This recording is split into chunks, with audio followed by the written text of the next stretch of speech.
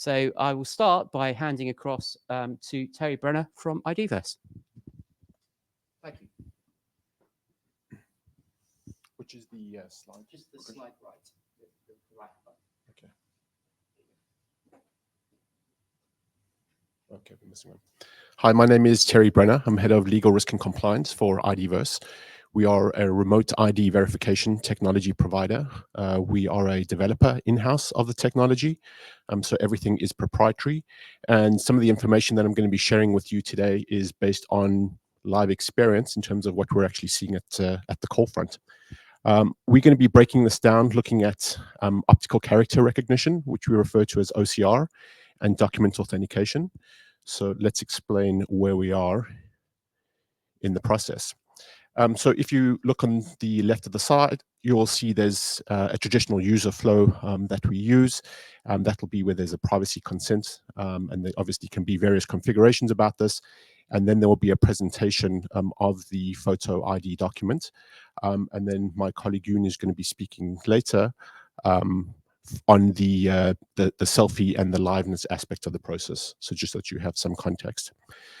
So I will say this, that as far as it comes to adult entertainment, porn bills, even social media, that documents are not commonly used as part of the verification process. At IDVerse, we believe that is probably the most laser sharp method of determining with accuracy the age of an individual, but we realize that there's different contexts in which it may or may not be appropriate, I guess as preferred or as suggested or accepted by regulators or otherwise by companies who are looking to monetize their user flow. But we'll get into a couple of those objections later on. So taking a look here, you can see we've got the OCR on the left and the DFA. And so that's effectively where the end user is going to be presenting his or her ID. The way that we do OCR, for the most part, you may think that it's a template-based system, that's basically learning volumes of business on presentation and presentation again. We do use a Gen AI technology, so it is a quick learning approach to the result of which that we can basically recognize any ID document globally, internationally. To upload the information from that. So it's a much faster process, and the relevance of this is number one in terms of accuracy of pulling up information, and then that also feeds into user process as well, where companies may say, this is a clunky process, templating we understand has that kind of legacy behind it. OCR is a much more effective process.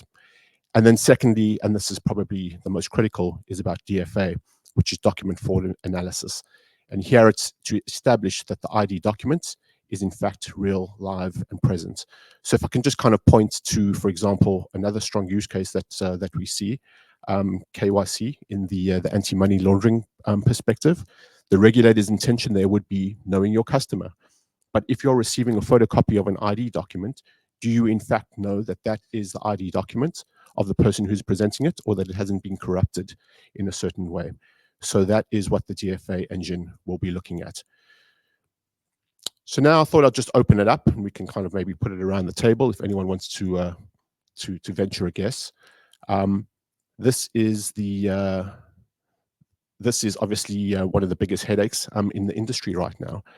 It's the bad AI. And so the question goes, which ID is not synthetic? So I'll leave it to anyone if they want to venture a guess.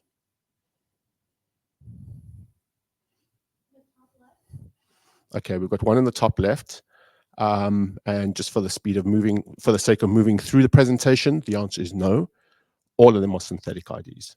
So I think what we're getting to here, when we talk about synthetic IDs, it's not necessarily just an ID document that has synthetic data behind it, for example, using false information.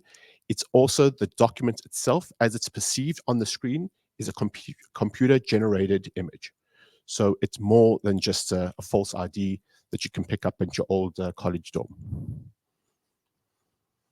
So now let's take a little progress. And so here, to see kind of a memory lane of the DFA and how it's worked. So this is where a person is presenting themselves. They have placed an actual live face, which was then covered over, because I'm just losing the technical term, to produce a kind of a face morphing so that they then be recognized for the purpose of liveness. But now we start getting into some of the documents itself, and you can start seeing this is going back to 2020. We can see context. There's two different surfaces. Trying to impute some kind of 3D type imagery, and moving on, even better context, sharper imaging, and moving along even sharper and picking up some security ID features that are used, so that if a person, so what you've basically seen in the progress of these 8 years is initially maybe a lot easier for a person doing manual review to pick it up, but now in using the DFA process, you can actually it's virtually impossible to be able to see whether this is a real live and present ID or not that was presented by the end user. So let's get a little bit of context, what we've seen in the last couple of years. There are hundreds of websites that we're familiar with that are producing these type of synthetic IDs and other IDs, even the good old-fashioned college dorm styles. But you can look now and see that based on actual presentation, where we've seen an almost doubling of the presentation of synthetic IDs. And this is based on estimates that we've seen, as I said, at the coal front. So how do you pick it up?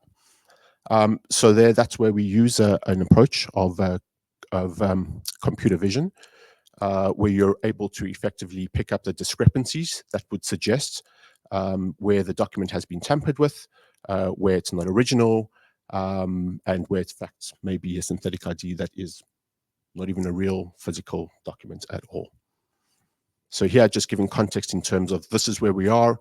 Regulator is looking for a certain behavior that they're trying to manage, how you're able now to use good AI to work against bad AI.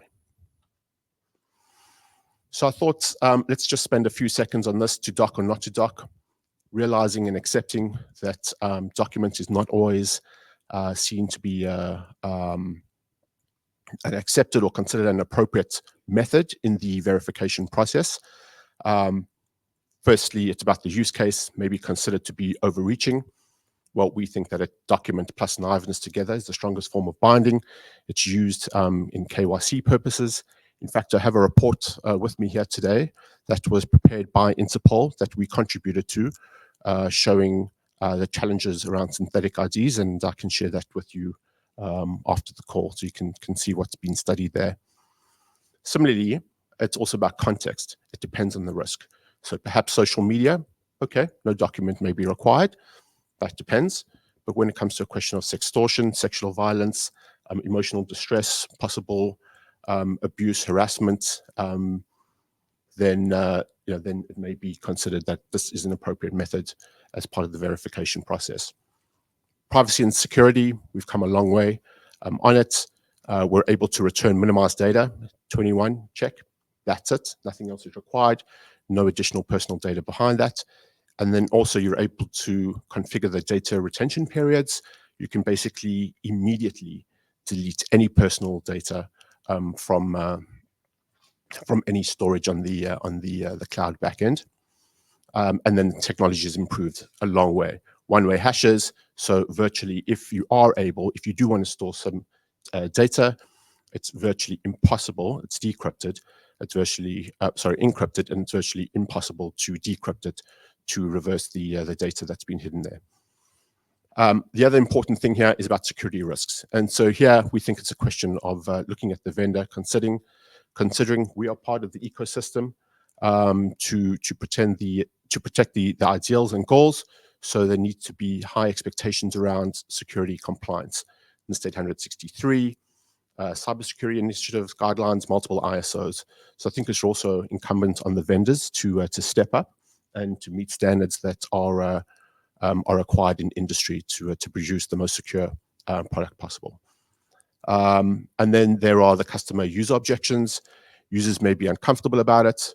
Well, that's fine. I accept that. But we think it also depends on the context. If a company is suggesting, so for example, there's an online dating app. If they're suggesting that we are creating a hygienic environment for you to protect you, then that is a different context in terms of where a document may be important or not. That's I guess for them to consider. And then companies don't want to add user friction. This has come a long way now. That process that I just showed you, that took place in 30 seconds. So complete document fraud analysis, depending on the complexity of the document, that's really what we're topping out at. And then the points on the bottom, genuine customers being declined and affected by negative rates. So on that perspective, it's 95% accuracy. It actually is higher. I didn't want to put it on a piece of paper. I'm a lawyer after all. Didn't want to be held accountable to it. But these are standards that are highly, highly accurate on the OCR DFA side. That's it.